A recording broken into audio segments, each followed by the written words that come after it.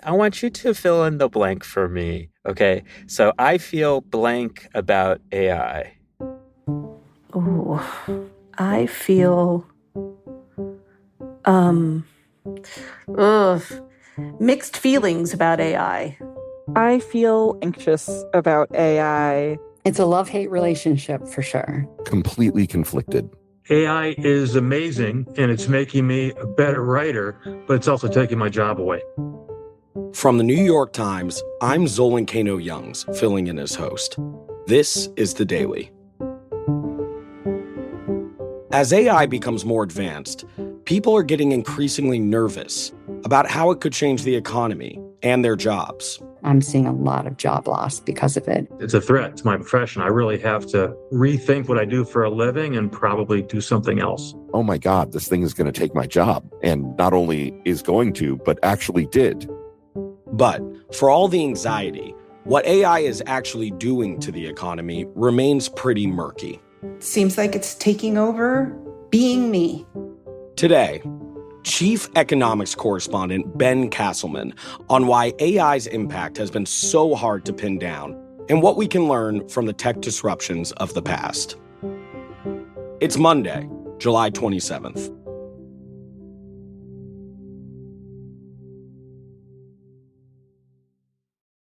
How we doing? Doing well. Appreciate you doing this. Yeah. Excited to sit down for this. Yes. Excited to be hosted by you. Oh. I'm trying to accumulate as many daily hosts as I can. Like Pokemon. That's right, just collect, exactly. Right? Yeah. Collect all set. All right. I'm just going to jump in. Let's do it. Ben, I'm picking up on a lot of anxiety when it comes to how artificial intelligence will impact our economy. We know from polling that about 70% of Americans think AI will lead to fewer jobs. So as someone who talks to economists every day, how much of your time is being taken up by this question of how AI will impact the economy? I think it is arguably the important question. You know, we talk all the time about tariffs and oil prices and, all of these shocks that are hitting the economy. And those are all, of course, incredibly important issues. But I think it's very possible that if you and I are sitting here in 5 years or 10 years looking back on this period, that the thing we'll be talking about is AI and kind of the early signs of how it was affecting the economy. I don't think we know what that conversation will look like. I don't think we know what big change we will have seen. But it certainly feels like this is the moment where it's all starting. Right. This is interesting because, sometimes I feel like we hear AI is going to be a godsend to workers. It's going to make us all 100% more productive, or it'll wipe out all white-collar jobs entirely. What do you make of those predictions? So I think there are a couple of answers to that question. One is that it's early. We're still figuring out how to use this technology. It's still being rolled out. But beyond that, we don't even really know with confidence what's happening now. Predicting the future is hard, but even knowing the immediate moment is difficult because our economic data really wasn't designed and isn't up to capturing a change that's happening this rapidly in anything close to real time. Can you explain that a little bit more to me? Why don't we know? Well, so let me take a simple example of this, right? We get the monthly jobs report, and we talk about how many jobs were added or lost in the economy in a given month. If you go and look in that report the next time it comes out, and you want to look at what happened with tech jobs, you will not find that anywhere in the report. Because we don't break out tech as its own industry. These industry categories were established literally decades ago. Tech is kind of sprinkled between a few different categories. Some of it's in the information sector, which also includes newspapers, includes us. Some of it is in professional services. Some of it's in manufacturing. So you couldn't go and say, what impact is this having on tech? We're not even talking about AI. Not We're even talking AI. about how government data doesn't even track the tech industry. I mean, if you get into the weeds enough and you look closely enough, you can start to tease it out. But there's not like a line in that report that says it. We've heard a ton about concern about what this means for recent college graduates. Well, we don't reliably track what happens with recent college graduates on a month-to-month basis. And our data infrastructure kind of isn't up to doing that at the kind of speed that we want to know right now. That does seem like a big oversight. So if government data isn't the resource, isn't the way that we're going to get this clarity on AI, where did your search bring you next? Well, I mean, so look, first of all, I want to be careful saying oversight. Yeah. The economy changes quickly, and we can't just sort of spin up a new measure every time something changes in the economy, right? So there's a reason we kind of track this gradually over time. Okay. But we are seeing a lot of efforts to use data from the private sector to help measure this in something closer to real time. You know, we have ADP, which handles, payroll for many big companies. They're putting out data, and economists are analyzing that. LinkedIn, Indeed, other companies that collect and produce a lot of data about what's going on in the labor market, they're putting out reports, and economists are diving into all that. The problem is they're all telling different stories. There have been very credible reports out recently from serious economists who have done careful work that show we're seeing losses of jobs for entry-level workers in AI-exposed occupations. And you look at that and you say, here it is. Here's the canary in the coal mine. Here's the sign of AI starting to wipe out jobs. And then somebody else comes along and puts out a report using good data, careful methods that says, aha, the companies that are adopting AI the most quickly are adding jobs more quickly than other companies. So you may have different private sector companies trying to track AI, but they're coming up with takeaways that seem to be polar opposite at times? That's right, which I think maybe isn't that surprising considering how quickly this is moving and how quickly this field is developing. But I do feel like there are some companies who are already raising their hands and saying, AI is changing my business. Amazon has just announced it's cutting 16,000 jobs worldwide. It's the latest round of mass layoffs as the Seattle... Amazon cut thousands of jobs in the past year. They cited AI. Block, the payments company, is another. The company announced plans to lay off almost half its workforce. CEO Jack Dorsey pointed to AI, saying intelligence tools have, quote, changed what it means to build and run a company. Help me make sense of this, because I do think we are seeing these big, almost announcements that seem like warning signs from these companies. That's exactly right? We're hearing these big announcements of layoffs, in some cases directly tied to AI. When I talk to economists, I hear a lot of skepticism about those claims. Companies right now are being rewarded by their investors for making big claims about AI, right? Any company that says, we're making big AI investments, we're making big gains, their stock price goes up, right? The VC money floods in. And so if you're a CEO right now and you're thinking, maybe I overhired a little bit a couple years ago, maybe I need to make some cuts. Okay. Boy, you are incentivized right now to say, not like, oh, I screwed up, I hired too many people. It's, oh, AI has made me more productive. Oh, this is interesting. So you're saying it's likely that AI could be a convenient scapegoat for these companies. Yeah, or look, to be a little less cynical about it, in some cases, AI may be one factor among many. Your business has slowed down a little bit. You're trying to, rethink how you do things, and then AI is also creating some opportunities, but it's better to talk about the AI part of that than the other part of that. That's different from sort of saying, hey, I'm just going to, lay off a whole bunch of workers tomorrow because AI can do it today. Okay, so when it comes to measuring AI, government data is outdated. Private sector data is muddy. We can't fully trust the companies. So what do we know? So I think we know two things. First, we know this is moving incredibly quickly. We know the technology is developing really rapidly. We know that companies are adopting it really rapidly. And when I talk to not just sort of the boosters in Silicon Valley, but talk to corporate leaders across industries, when I talk to economists, right, there's sort of increasing confidence that this is going to have a real impact on our economy, our labor force, our lives. Okay. And, we just actually a few days ago got a statement that was signed by around 200 economists in which they warn that this could be an unprecedented transformation of our economy, larger than the Industrial Revolution, but unfolding over a vastly shorter period of time. That's a pretty big deal. But the second thing we know is that whatever that effect is, it's subtle so far. If AI were already wiping out huge swaths of jobs, we would see that in our data, right? Our data's not perfect, but we would know that. And so whatever effect it's having, it's subtle right now. And that may sound surprising, right? I'm saying on the one hand, it's going to be this huge thing. On the other hand, we don't really see anything of it yet. Yeah, how do you square those? When you actually look at the history of this, it's not that surprising.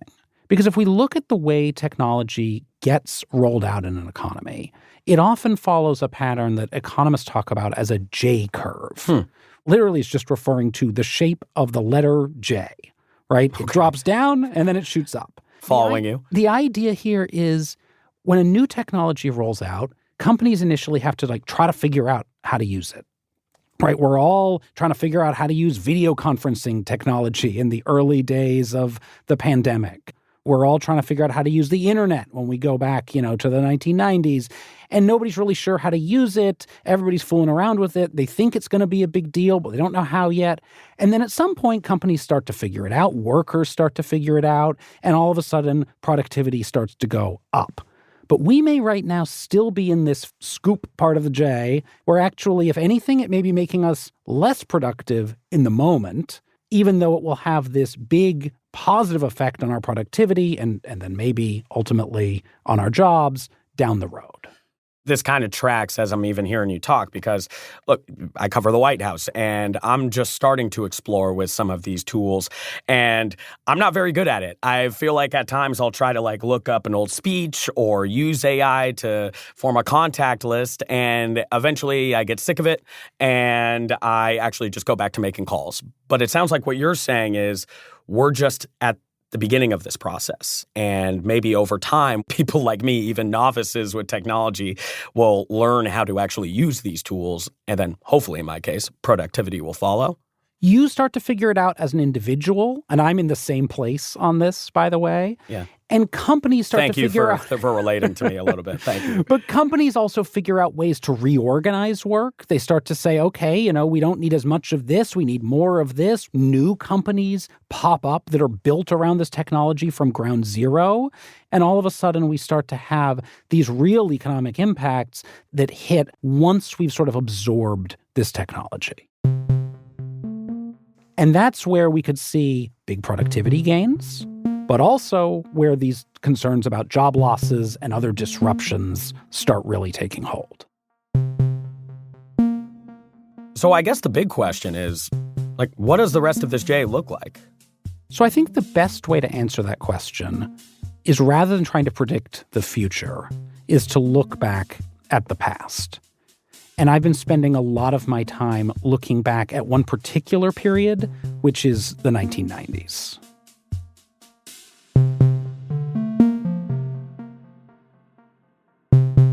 We'll be right back.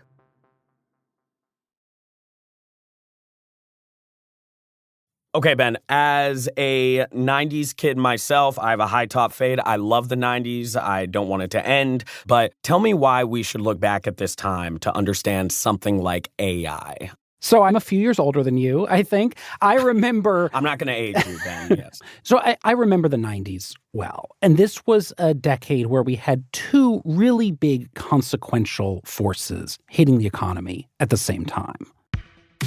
It spans the globe like a superhighway. It is called Internet.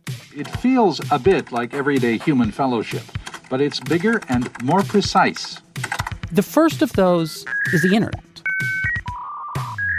This was the era of dial-up, welcome, of AOL. You've got mail. Of kind of the early days of getting online.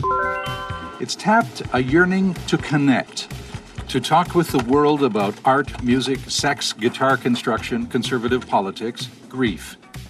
And it's interesting to talk about that now in the context of AI, because we think back on the internet, right? And we think of it as creating this whole new industry. The marriage of mobile phone and internet technology, which is working the world's stock markets into a fever of anticipation. Setting the stage for tech as we know it, setting the stage eventually for the mobile web and iPhones and apps and all of this, right? Every business, no matter how large, no matter how small, will be on the internet in the year 2000. It created all these jobs, but it also wiped out lots of jobs. Goodbye. We used to have typists. Right. We used to have typing pools and then later word processors, right? Before word processor was a program, it was a job. We had whole categories of jobs that have been wiped out or dramatically reduced. We don't have nearly as many travel agents as we did before the internet, before we could all go and book our flights on Orbitz or Expedia or whatever it is, right? We had to go to the bank a lot more before we could do it on our phones. We eliminated a lot of jobs, but we don't remember it as this mass job losses. Why is that? Because it happened gradually and it was diffused across the economy. This is not a story where one day they walk in and they fire the whole typing pool. It's not, one day we stopped having travel agents. It was that as companies figured out how to use this technology in different ways, they started to change these jobs. People who were later in their careers had time to sort of wrap up their careers and retire. People who were earlier in their careers had time to learn new skills or to change direction, right? To say, hey, maybe this isn't the career that I want to go into. Maybe I should go in a different direction. You had time to pivot. You had time to pivot. You had time to see the writing on the wall and to say, hey, maybe I should go to college because that's the direction that the economy is moving in. It wasn't like every company in this town all shuts down at once and now where am I going to go? It was spread out and gradual enough that people had an opportunity to react. And so we don't have these mass job losses.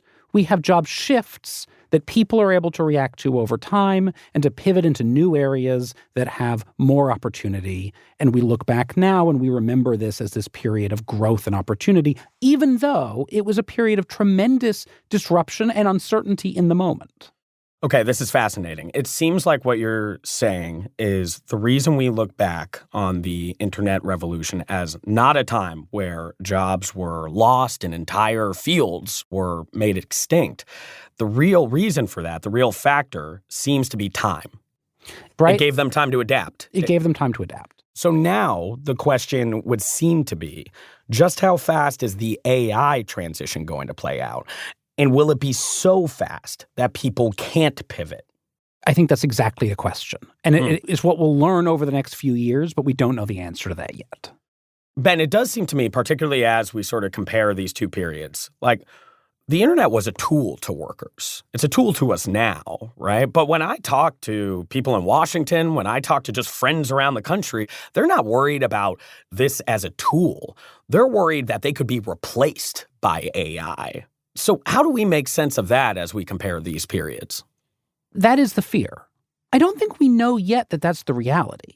Okay. AI, at this point, for the most part, is a tool. It's a tool that workers are using in different ways. They're finding it more or less useful. But for the most part, right, you're talking about starting to explore using AI in your work, right? But there's not an AI White House reporter right now.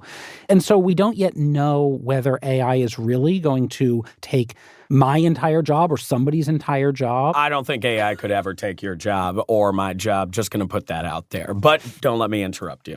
As we go through this part of the J, as companies and workers start to figure this out, we'll get a better sense of whether does it actually replace some of these jobs or does it just make all of us more productive? And I think that is sort of the core question right now.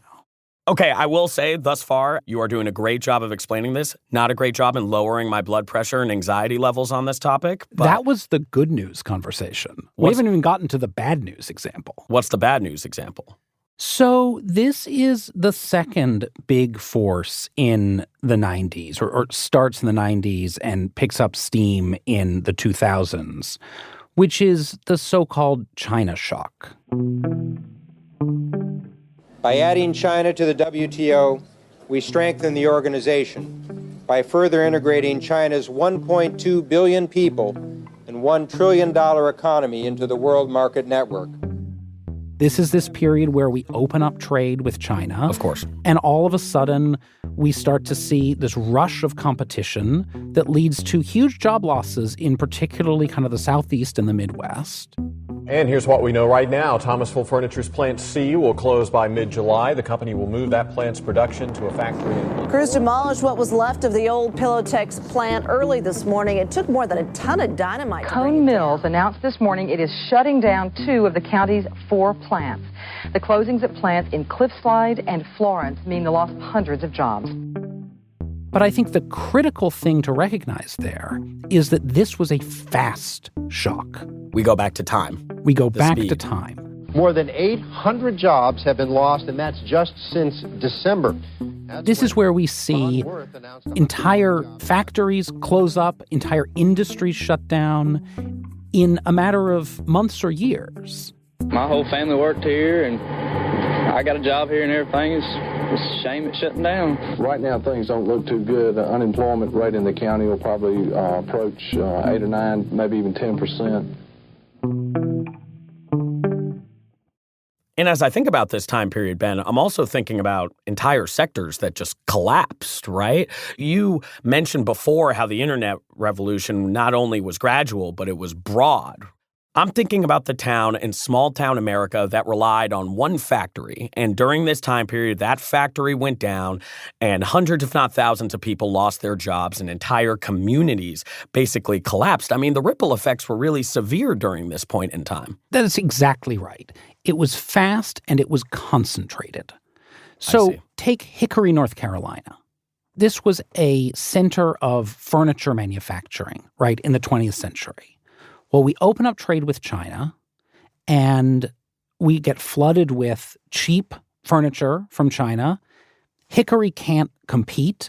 The factories shut down. We see tens of thousands of jobs lost just in the Hickory area, in this one industry. Tens of thousands. Tens of thousands. And what happens when that hits in one area? Well, think about all the other jobs that depend on that, right? Those workers are shopping in the retail stores in the area, right? They're sending their kids to the schools in that area. They're eating at the restaurants in that area. All of those industries get hit as well when we get this kind of concentrated shock.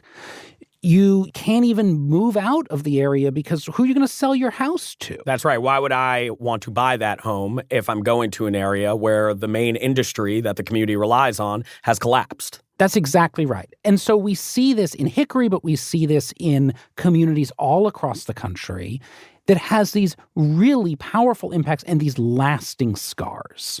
And Ben, I think we've reported on sort of either sides of this, right? The stakes of this moment are really severe.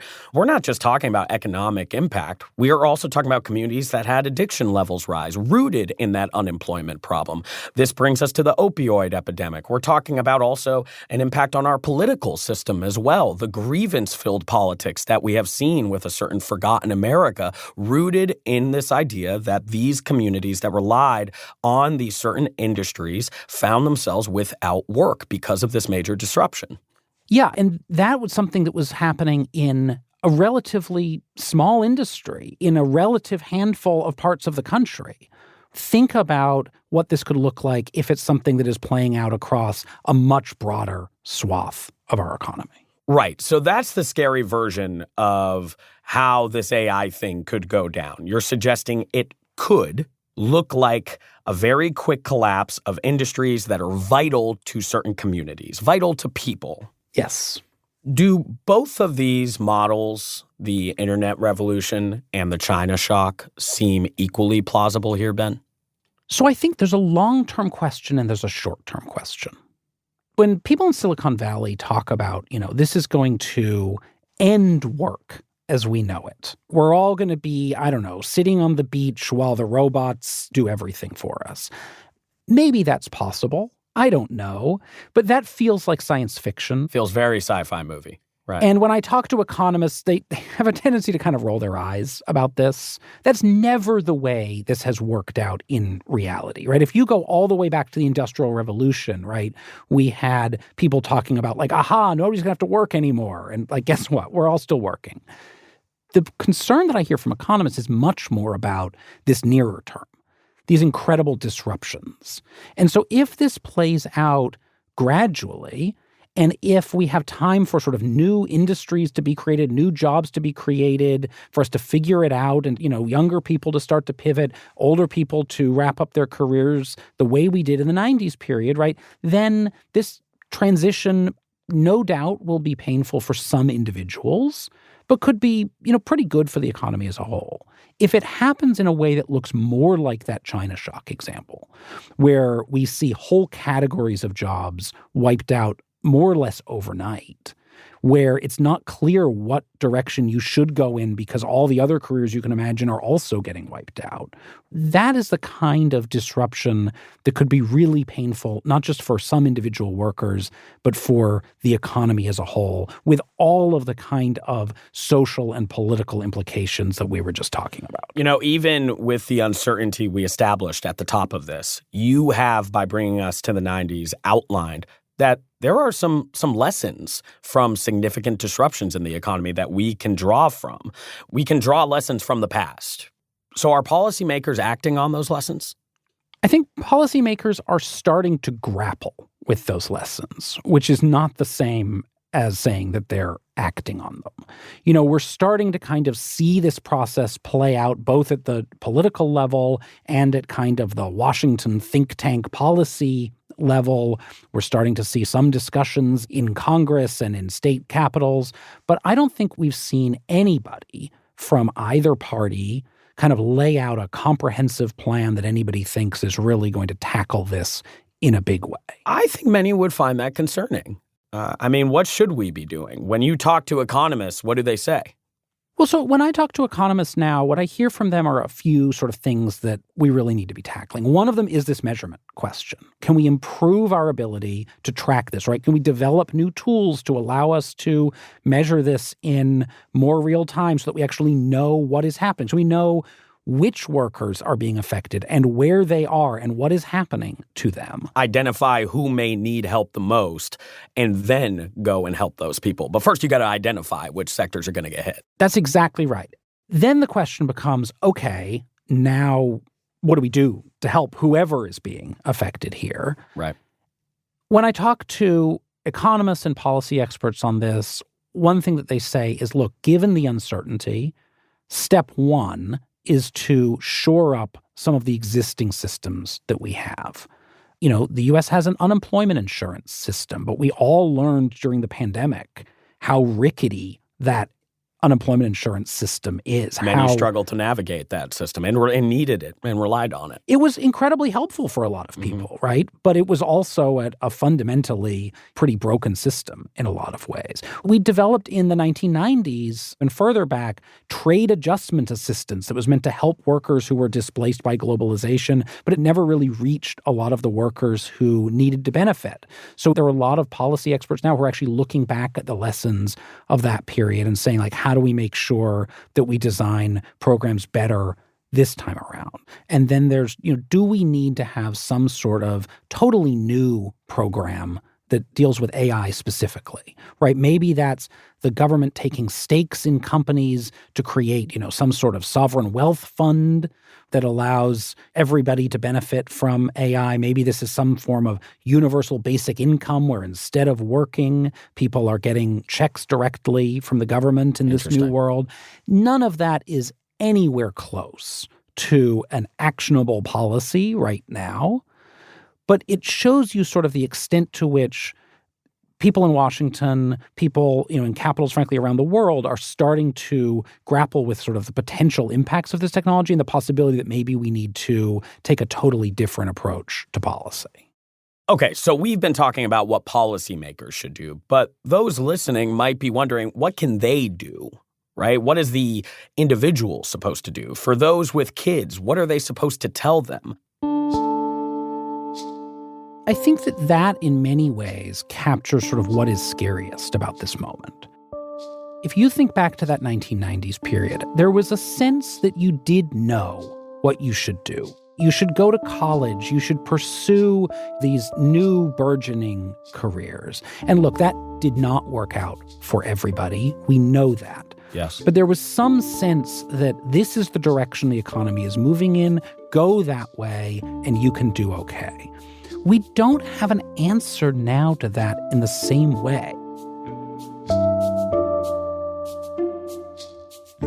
There are no doubt going to be new jobs that are created through this AI innovation, but we don't know what they look like yet. I don't know what to tell somebody to go and major in today, or even whether to go to college or not to go to college. Right? Those calculations are changing in ways that we don't fully understand. And because we can't give clarity, it's inevitable that people are going to really feel like they don't know what they should do and where this is headed. Well, it sounds like for at least the time being, we will have to embrace the uncertainty. I don't know that we have much choice. Thank you, Ben. Thanks so much for having me.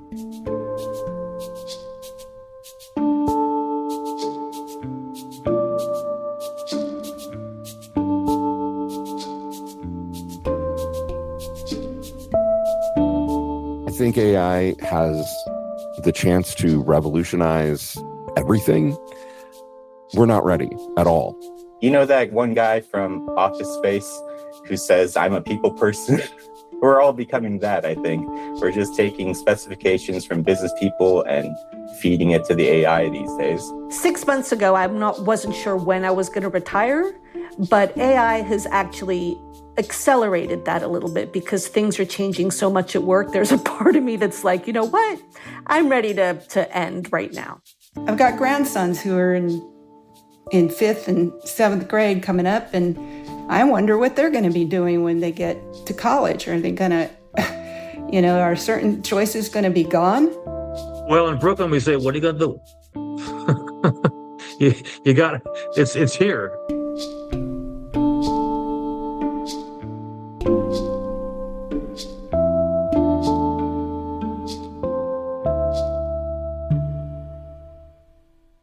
We'll be right back. Here's what else you need to know today. On Sunday, firefighters continued to battle fast-moving and fatal wildfires in Spain and France, forcing the evacuation of more than 300,000 people. Saw the fire itself, and it was an absolute conflagration. Yellow flames, 5-6 stories high, whole area of forest on fire. The fires come amid extreme heat and dry conditions across Western Europe, with another scorching heat wave expected this week. And the Trump administration decided against a major escalation in the war with Iran over the weekend. The Times reports that President Trump was motivated to pause the military assault in Iran, in part because of dwindling military stockpiles. Is America backing away from a larger military attack because its military stockpile has been depleted? Well, look, we have to take a step back here in that a lot of stockpiles were depleted, not only from what we gave Ukraine over the last however many years, 4 or 5 years, and the administration inherited. In an interview with Meet the Press, the U.S. ambassador to the United Nations, Mike Waltz, was pressed on the vulnerability. Do you acknowledge they're depleted, at this moment? I want to be crystal clear. The U.S. military, and I've verified this every which way, has everything that it needs to conduct this campaign as effectively as it needs to be. And I have to tell you, the people that are leaking this nonsense deserve to be in jail. Waltz also acknowledged that there might be more American lives lost as the fighting persists. Today's episode was produced by Jack Disidoro, Diana Wynn, and Eric Krupke, with help from Caitlin O'Keefe. It was edited by Annie Minoff and Paige Cowett, with help from Patricia Willens, fact-checked by Susan Lee, and it contains music by Elishaba Itup, Marian Lozano, and Diane Wong. Our theme music is by Wonderly. This episode was engineered by Chris Wood.